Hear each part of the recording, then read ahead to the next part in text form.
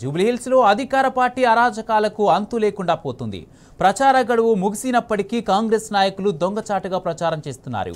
Rahmat Nagar division SPR hills BJR నగర్లో రాత్రి కూడా కాంగ్రెస్ పార్టీ సమావేశాలు జరుగుతున్నాయి. రాత్రి 9:30 కాంగ్రెస్ ఎంపీ మల్లు రవి జూబ్లీహిల్స్ నియోజకవర్గంలోనే ఉన్నారు. ఓటర్లను భారీ స్థాయిలో ప్రలోభాలకు గురి చేస్తున్నారు.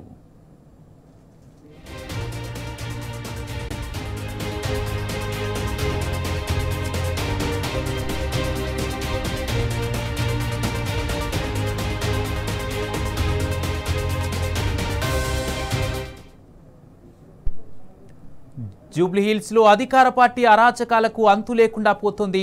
ప్రచార గడువు ముగిసినప్పటికీ కాంగ్రెస్ నాయకులు దొంగచాటుగా ప్రచారం చేస్తున్నారు.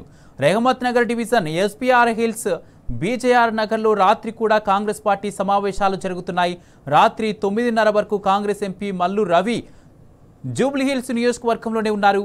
ఓటర్లను భారీ స్థాయిలో ప్రలోభాలకు గురి చేస్తున్నారు.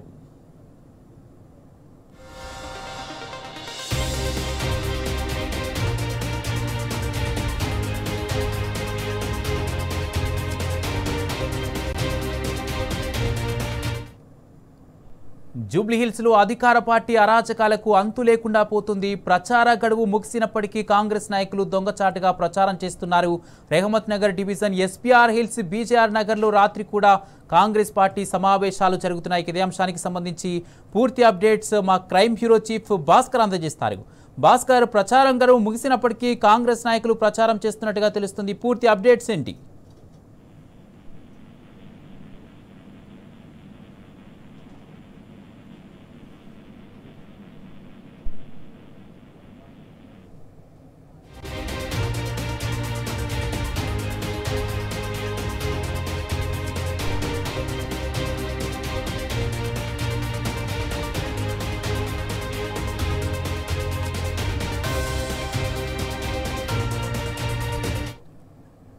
ఈ అంశానికి సంబంధించి పూర్తి అప్డేట్స్ మా క్రైమ్ బ్యూరో చీఫ్ భాస్కర్ అందజేస్తారు. భాస్కర్, రెహమత్ నగర్లో ప్రచారం గడువు ముగిసినప్పటికీ కాంగ్రెస్ పార్టీ సమావేశాలు జరుగుతున్నట్టుగా తెలుస్తుంది. దీనికి సంబంధించి పూర్తి అప్డేట్స్ ఏంటి? జూబ్లీహిల్స్ నియోజకవర్గంలో ఎట్టి పరిస్థితుల్లో ఇక గెలవలేమని తెలిసినటువంటి కొన్ని పార్టీలకు సంబంధించినటువంటి అధికార పార్టీ మెంబర్స్ కొంతమంది అడ్డగోలుగా రాత్రిపూట విచ్చలవిడిగా తిరుగుతూ డబ్బులు ఎరచూపుతున్నారు ఓటర్లకు. దీంట్లో భాగంగా Rahmat Nagar division SPR hills BJR Nagar లో ప్రచార గడువు ముగిసినా కూడా దాదాపు సమయం 9:55 గడుస్తుంది. ఇప్పటికీ నియోజకవర్గంలో తిరుగుతున్నటువంటి కాంగ్రెస్ ఎంపీగా ఉన్నటువంటి ముఖ్యమంత్రికి అత్యంత ప్రధాన అనుచరుడిగా ఉన్నటువంటి ఎంపీ మల్లు రవి భారీగా ప్రలోభాలకు గురి చేస్తూ ఆ ఏరియాలో తిరుగుతున్నటువంటి పరిస్థితి కనిపిస్తోంది. అదే కాకుండా బోరబండాలోని సాయినగర్, జూబ్లీహిల్స్ నియోజకవర్గం సోమాజిగూడలో డివిజన్లోని అంబేద్కర్ నగర్ లో కూడా విచ్చలవిడిగా అడ్డు అదుపు లేకుండా అక్రమాలకు తెరతీశారు అధికారులు. దీంట్లో భాగంగా Borabanda professor Jayashankar function hall లో కూడా కాంగ్రెస్ కార్యకర్తల సమావేశం ఇప్పటికీ కొనసాగుతుందంటే ఎట్లా పోలీసులు వాళ్లకు సహకరిస్తున్నారు, ఎన్నికల కమిషన్, స్టేట్ ఎలక్షన్స్ కమిషన్ ఎందుకు పట్టపగాలు లేకుండా అధికార పార్టీకి దాసోహంగా వివరిస్తుందో అర్థం కావడం లేదు. కేవలం ఫ్లయింగ్ స్క్వాడ్స్ ని పెట్టుకున్నటువంటి సందర్భంలో సిఆర్పిఎఫ్ బలగాలు పెట్టుకున్నప్పటికీ వాళ్ళందరూ ఎన్నిసార్లు సమాచారం ఇచ్చినా కూడా అందుబాటులోకి రాకపోవడం, విచ్చలవిడిగా డబ్బుల పంపిణీ, చీరల పంపిణీ, ఈ భారతదేశంలో డాక్టర్ బాబాసాహెబ్ అంబేద్కర్ రాసినటువంటి రాజ్యాంగం అందుబాటులో ఉంది. ప్రజాస్వామ్యబద్ధంగా ఏర్పడినటువంటి ప్రభుత్వాలు ప్రజలు తమ ఓటు హక్కును ప్రశాంతమైనటువంటి వాతావరణంలో వినియోగించుకోవడానికి అన్ని రకాల అవకాశాలు కల్పించాలి. దానికి శాంతియుత వాతావరణాన్ని ఏర్పాటు చేయాలి. కానీ ఇవాళ ఓటును కొనడానికి పెద్ద ఎత్తున 3,000 నుంచి 4,000, 5,000 అని లెక్క లేకుండా ప్రజల సొమ్మును ఇష్టానుసారంగా సంపాదించి అక్రమ మార్గంలో సంపాదించినటువంటి నాయకులు ఇట్లా ఓటు హక్కును కొనడానికి వాళ్ళు చేస్తున్నటువంటి ప్రయత్నాలు ఇంత అంతా కాదు. ఇవాళ జూబ్లీహిల్స్ వేదికగా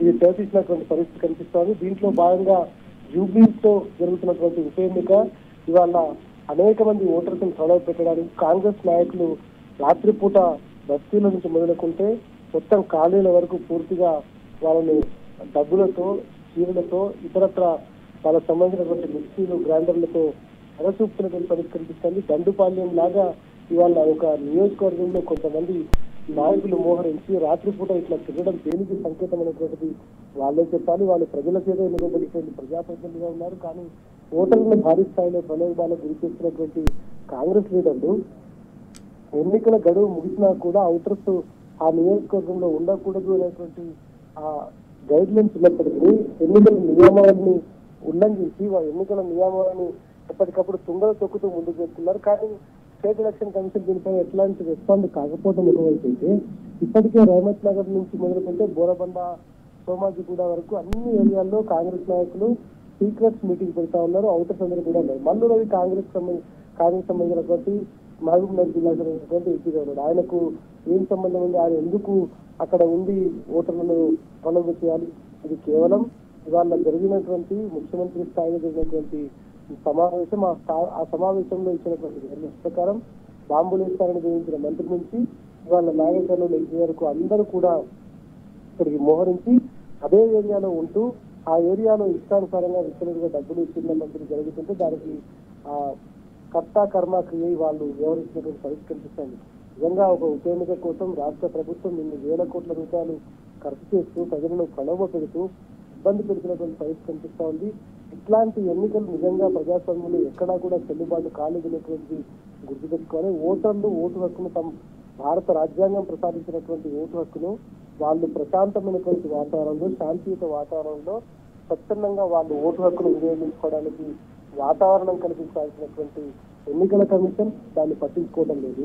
అధికార పార్టీకి తొత్తులుగా వత్తాసు పలుకుతున్నటువంటి పోలీస్ వ్యవస్థ వాళ్లకు వంట పాడుతున్నటువంటి పరిస్థితి. ఇవాళ ఎన్నికల వేళ ఇంత పెద్ద ఎత్తున ఇట్లాంటి వ్యవహారం కొనసాగుతూ ఉంటే రాత్రికి రాత్రి కొంతమంది గూండాలను లోకల్ గా ఉన్నటువంటి రౌడీ షీటర్లను ఎన్నికల్లో పాల్గొనేటట్టు చేసి వాళ్ళ భారత రాజ్యాంగం ప్రజలకు ప్రసాదించినటువంటి హక్కులు కాలరాసే ప్రయత్నం జరుగుతోంది.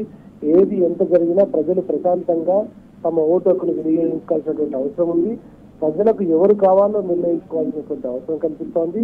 స్వచ్ఛందంగా ప్రజాస్వామ్యబద్ధంగా రాజ్యాంగబద్ధంగా ఏర్పడినటువంటి ఈ భారతదేశంలో ప్రజలకు కల్పించినటువంటి ఓటు హక్కు రాజ్యాంగం ఇచ్చినటువంటి ఆ అధికారాన్ని వినియోగించుకోవాల్సినటువంటి ప్రతి ఒక్కరికి ఉంది. కాబట్టి స్వచ్ఛందంగా వాళ్ళు ఎవరు ఏ నాయకురాన్ని ఎన్నుకోవాలనుకుంటున్నారో వాళ్ళని ఎన్నుకోవడానికి ప్రశాంతమైనటువంటి వాతావరణం కల్పించాల్సినటువంటి ఎన్నికల కమిషన్ ఇప్పటికైనా దీనిపైన నిఘా పెంచాలి. ఈ రోజు రేపు 2 రోజులు గతంలో అనేక సార్లు చెప్పుకుంటూ వచ్చారు. కొంత క్రిమినల్ బ్యాక్గ్రౌండ్ ఉన్నటువంటి నేతలు కూడా రాజకీయాలకు వస్తున్నటువంటి సందర్భంలో ఖచ్చితంగా ఇబ్బంది జరిగేటువంటి అవకాశం ఉంది. కాబట్టి రాబోయే 3 రోజులు ఎన్నికలకు 48 గంటల ముందు నుంచే అనేక రకాల ప్రలోభాలకు గురి చేస్తారనేటువంటిది ఎంత సత్యమో ఇది ఇవాళ జూబ్లీస్ లో కూడా అదే జరుగుతోంది. దీన్ని గుర్తెరిగి ఇవాళ అనేక రకాల ప్రలోభాలకు ఓటర్లను గురి చేస్తున్నటువంటి నాయకులు అధికార పార్టీకి సంబంధించినటువంటి వ్యక్తులు ఇప్పటికే జూబ్లీస్ చెక్ పోస్ట్ నుంచి మొదలుకుంటే రహమత్ నగర్ ఎర్రగడ్డ వరకు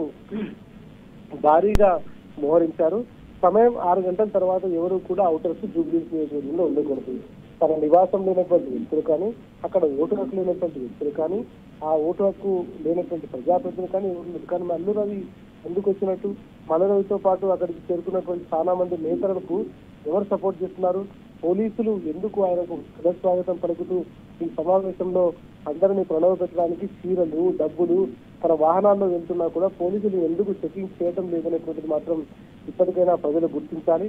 అధికార దాహంతో అంగబలంతో మనుషులు ఉన్నారనేటువంటి ఆ ప్రదర్శన సూచించుకోవడానికి మాత్రమే ఈ ప్రభుత్వం చేస్తున్నటువంటి సన్నాగంలాగా ఉంది తప్ప ఓటర్లు మాత్రం తమకు ఎవరు కావాలనుకుంటున్నారు అనేటువంటి చిత్తశుద్ధిని మాత్రం గుర్తించడం లేదు. ఇప్పటికైనా ఈ వ్యవహారం పట్ల ఎన్నికల కమిషన్ చర్యలు తీసుకోకపోతే నిజంగా భారత రాజ్యాంగం సామాన్య మానవునికి ప్రసాదించినటువంటి ప్రజల చేత ప్రజల కొరకు ప్రజల కోసం ఎన్నుకోబడాల్సినటువంటి నాయకులు ఎన్నుకోబడరు అనేటువంటిది మాత్రం నిజంగా తప్పుదూరమైనటువంటి మాటగా ఉండిపోతుంది. ఇప్పటికైనా భారత రాజ్యాంగం ప్రసాదించినటువంటి ఎన్నికలు ప్రజాస్వామ్యబద్ధంగా భారత రాజ్యాంగం ప్రకారం జరగాలంటే ఎన్నికల కమిషన్ చర్యలు తీసుకోవాలి.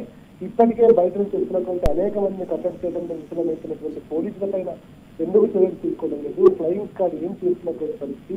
ఇంత యథేచ్ఛగా తిరుగుతున్న సందర్భంలో దాన్ని రిపోర్ట్ చేస్తున్నటువంటి కొంతమంది మీడియా మిత్రుల పైన కూడా అనేక రకాలుగా దాడులకు ప్రయత్నించేటువంటి ప్రయత్నం చేస్తారు. కానీ ఇవాళ ఏం జరిగినా ఎట్లా జరిగినా కూడా ప్రజలు తమను ఎవరిని ఎన్నుకోవాలనేటువంటి మనసులో డిసైడ్ అయిపోయిన పరిస్థితి కనిపిస్తోంది. ఇప్పటికీ ప్రజలు ఎవరితోనైతే అభివృద్ధి సాధ్యమవుతుంది, ఎవరి వల్ల రాష్ట్రం బాగుంటుంది, ఎవరి వల్ల తాము కావాల్సినటువంటి అభివృద్ధి సంక్షేమ పథకాలు మాకు లభిస్తాయనేటువంటిది వాళ్ళు డిసైడ్ అయినటువంటి నేపథ్యంలో అవతలి వాళ్ళ ఓటును కొనుగోలు చేయాలనేటువంటి నేపథ్యంలో అవతల పార్టీ వాళ్ళు అనేక రకాలుగా ఇబ్బంది పెట్టేటువంటి వ్యవహారంలో భాగంగానే ఇవాళ చీరల పంపిణీ, డబ్బుల పంపిణీ చేస్తూ అనేక రకాలుగా ఇబ్బంది పెట్టే పరిస్థితి కొనసాగిస్తున్నారు. ఇప్పటికైనా దీన్ని ఆపకపోతే ప్రజాగ్రహానికి గురిగా తప్పదు.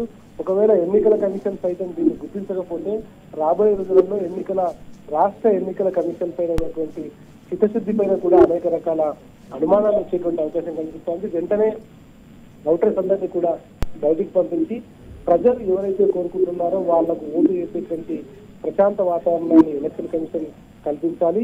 అంతేకాకుండా ఈ డబ్బుల ప్రవాహాన్ని, చీరల ప్రవాహాన్ని, ఓటర్లను ప్రలోభించేటువంటి అనేక రకాల వస్తువుల ప్రవాహాన్ని కూడా అడ్డుకట్ట వేయాల్సిన అవసరం కనిపిస్తోంది. ఈ సందర్భంగానే ఎన్నికల కమిషన్కు ఉండేటువంటి అధికారాలు ప్రజలకు నిజంగా తెలిసేటువంటి అవకాశం ఉంది.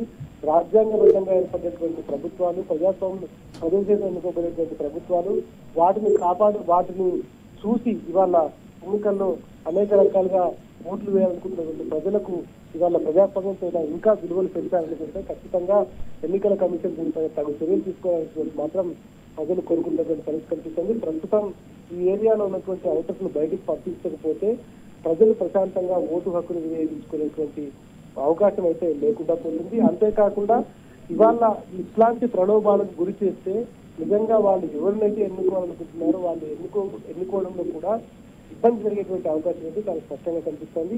వెంటనే ఎన్నికల కమిషన్ యుద్ధ ప్రాతిపదికన ఈ 48 గంటల పాటు పూర్తిగా కట్టడి చేయాల్సినటువంటి అవసరం అయితే చాలా స్పష్టంగా కనిపిస్తోంది. Kumar, right, thank you Bhaskar.